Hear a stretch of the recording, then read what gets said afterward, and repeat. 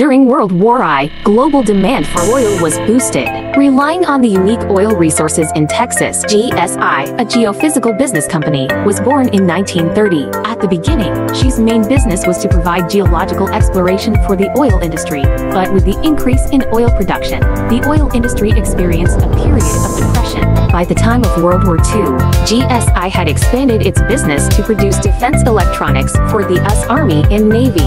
With the help of defense contracts, GSI's laboratory and manufacturing division quickly outgrew its geographic division, and its electronics business became the company's mainstay. In 1951, the company reorganized and changed its name to General Instruments, and again that same year to Texas Instruments. In 1952, Texas Instruments purchased the patent certificate for the production of transistors from Western Electronics Corporation for $25,000, began to manufacture and sell transistors, and officially entered the semiconductor industry.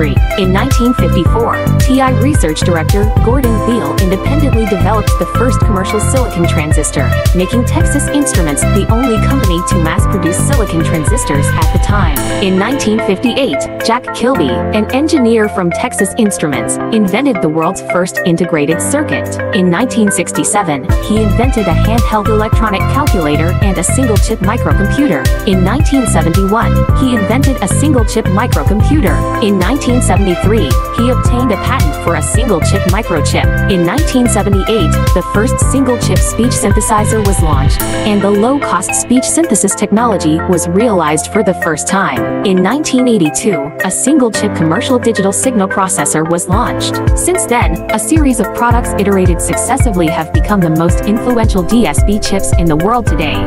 And TI has also become the world's largest supplier of DSP chips. Entered the Chinese market in 1986. In 1990, the digital micromirror device for imaging equipment was launched, bringing the dawn of digital home theater. In 1992, the Microspark single-chip processor was launched, integrating all system logic required by engineering workstations. In 1995, the online DSP Labs Electronic Laboratory was launched to realize the monitoring of TI DSP applications on the internet.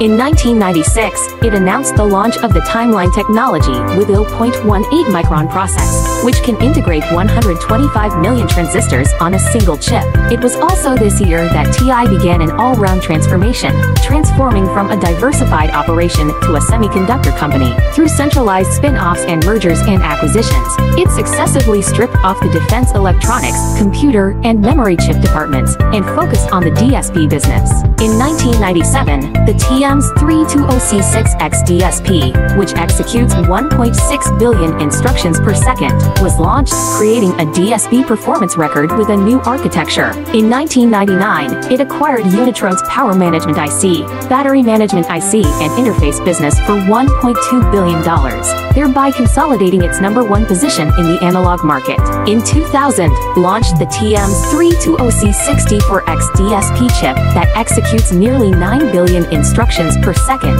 refreshing the DSP performance record. In the same year, launched the TM320C55X DSP chip with the lowest power consumption in the industry, promoting the portable application of DSP. In 2003, R7, the industry's first ADSL-on-chip modem, was launched. In the same year, it released the OMAP Series 1710 chip, which first proposed the heterogeneous concept. In 2004, it became the overlord of the mobile phone chip market with the OMAP Series chip. In 2006, TI transformed to the industrial and automotive fields, focusing on analog chips and embedded processors. In 2011, following the acquisition of Spansion Semiconductor Manufacturing Division and Chengdu Chengshan Semiconductor, TI acquired National Semiconductor for $6.5 billion, further strengthening its status as an analog semiconductor giant.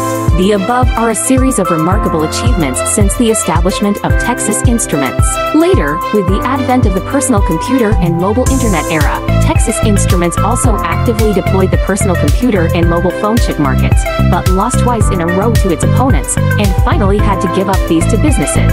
So now we're left with Intel and Qualcomm. So what happened to Texas Instruments' failure in the PC and smartphone chip market? We'll talk about it next time.